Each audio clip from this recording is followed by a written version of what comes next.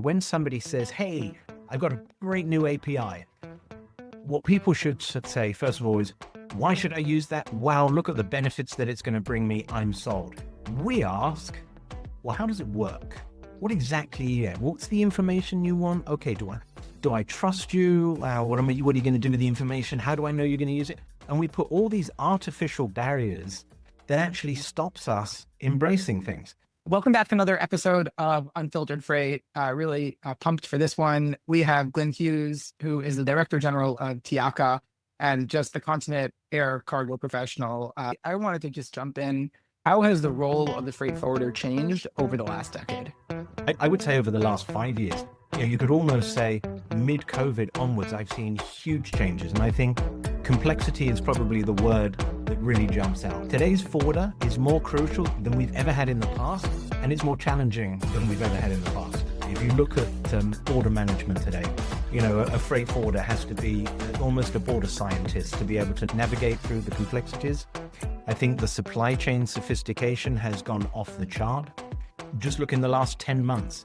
We used to talk about China, certainly USA, China plus one. Now it's China plus one, but USA plus multiple from a consumer perspective. So, the freight forwarder is at the front line of all this stuff.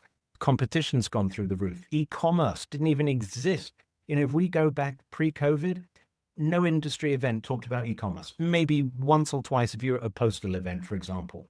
Mid-COVID, all of a sudden now, oh my God, it's a new form of consumerism. Post-COVID, every event, every magazine, every dialogue session has the word e-commerce in there.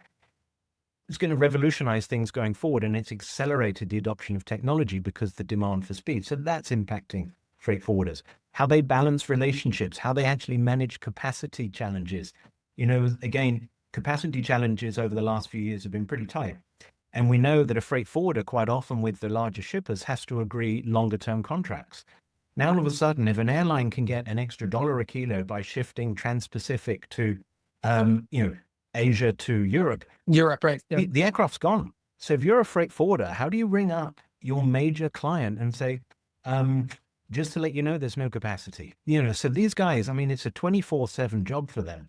But also, if you look at the financial risks, they're having to carry a lot more financial risk than they previously had done. They got employee challenges, their margins are being diluted. It's a tough world.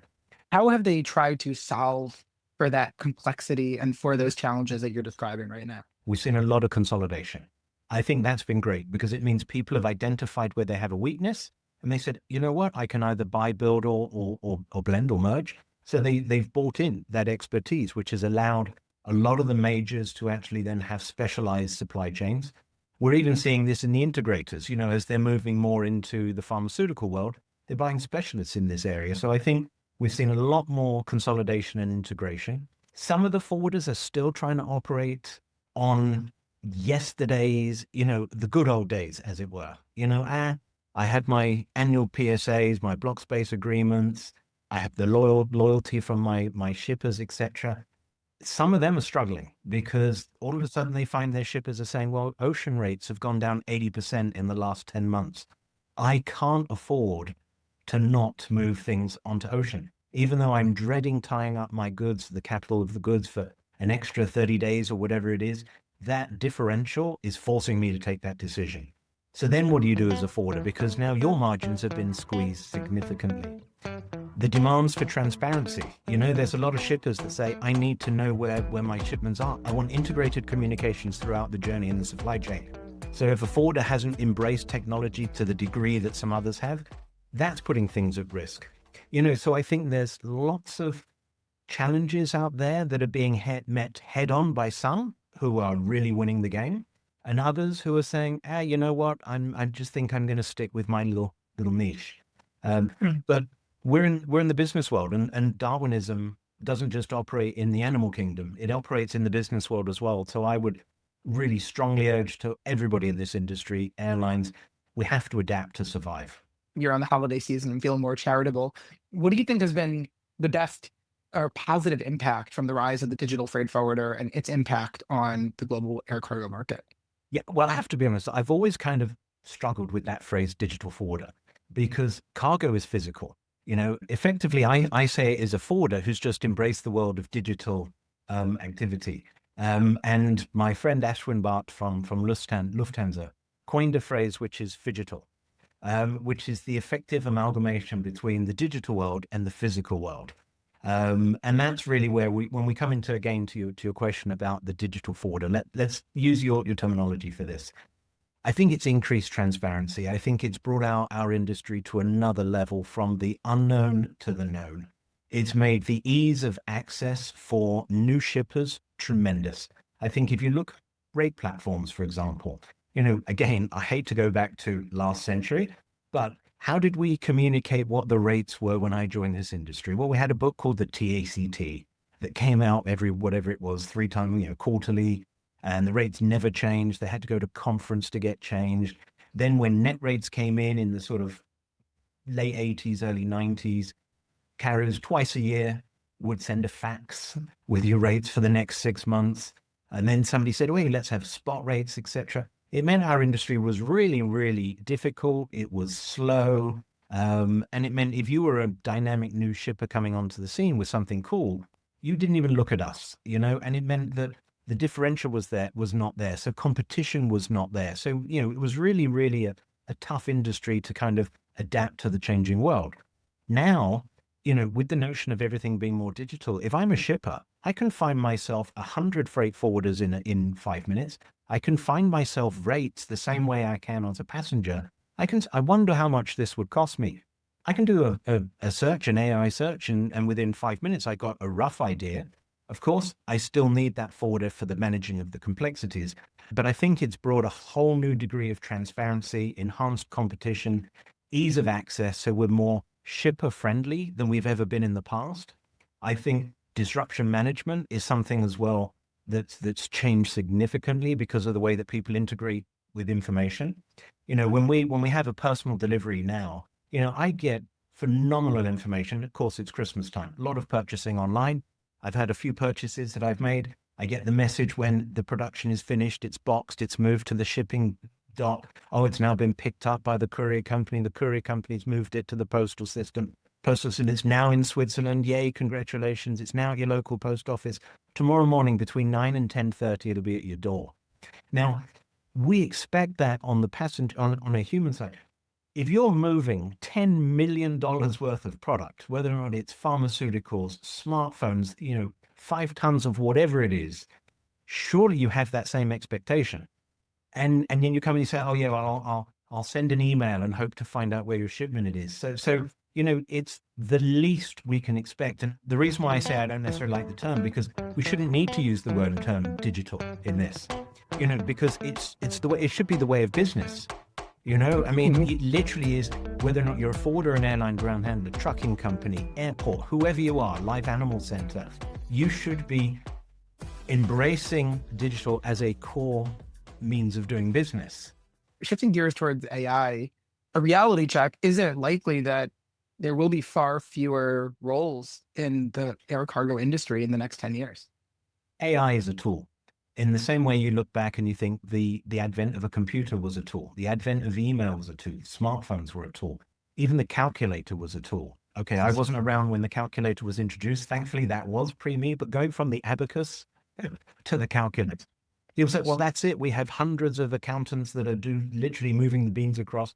What's going to happen to these people? Well, their jobs evolved. So now it was technicians needed to manage the calculators. And it was also, we can do so much more. So I love the advent of new technology in the respect that it gives more opportunities. I think as society develops, I think we need to develop the workplace around that. So by giving companies more tools to become more efficient, they can evolve to meet their customer needs to a greater extent. It should create some more exciting opportunities. But I also think we will never become a fully Autobot type of environment. We're still a people business at the end of the day. As I said, cargo comes in different shapes and sizes. It's unidirectional, capacity changes, border management changes, disruption management. These type of things means that there'll always need to be a human, an accessible human. When my flight got delayed or canceled recently, the airline, with all due respect, I'm not going to say who the airline was, it didn't really care about me. It basically sent me a message saying, rebook. Here is a link. You go off and find yourself a nice, easy flight. Don't worry, we'll cover the cost. Great, thanks very much. But, in the cargo world, cargo sits there until humans decide to move it. AI and the tools around the AI to allow it to identify and foresee challenges, to give us intelligence to how to address them. When it comes to things like monitoring shipments en route and identifying to say, hey, look, I've noticed that the flight that's going to be an hour late, you're not going to make the connection. This is sensitive products. It's going to need a cold chain facility stored. I've already been in touch with them. So humans don't need to get involved in that part. It just needs to get a report. And I've told the customer it's going to be a little bit late. So it's going to be great support, but we're still going to need the humans. And then the humans can actually add even more value.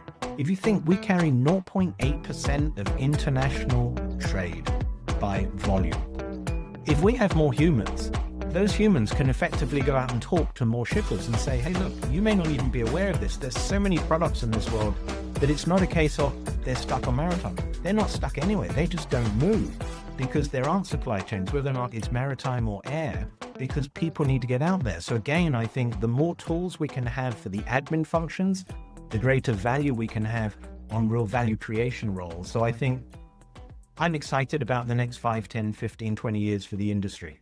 I think my last question is probably the juiciest one. What is the one thing that you see as the most wrong in the air cargo space today? I think it's going to come down to 2 words, and it's related to the technology world. And I'm going to use it in a personal context. And I think sadly, it's reflected in this business as well. First of all, I'll give the family story. When my kids get a PlayStation for Christmas, okay, 2 things happen. The box gets thrown apart, etc. Dad sits down and looks for the handbook. Me, I look for the manual. I want to know how things work, where it gets plugged in, etc., etc. I focus on the how. My kids focus on the why. The why is to have fun. So by the time I've actually gone through the manual, they're already enjoying themselves and laughing. And I think we sadly bring that into this industry. When somebody says, hey, I've got a great new API, what people should say, first of all, is, why should I use that? Wow, look at the benefits that it's going to bring me. I'm sold. We ask, well, how does it work? What exactly? What's the information you want? Okay, do I trust you? What are you going to do with the information? How do I know you're going to use it? And we put all these artificial barriers that actually stops us embracing things. We come to our personal life. How many of us and how many of your listeners are actually using WhatsApp on a daily basis to move videos, pictures amongst friends, family, in groups? People are using it for business. How many of them actually said, well, I want to know how it does it. I really want to understand. No, we just look at the benefits of using it. And if we could translate that aspect into the workplace and saying, I just want to focus on the benefits of the tools. There's phenomenal, and I'm not just going to name you guys. There's phenomenal tools around the industry now. We're in a better position. We're in such an advantageous position now about the tools that we've got there. But we keep asking, well, how do they work? And I'm not so sure. And well, what happens if I do nothing?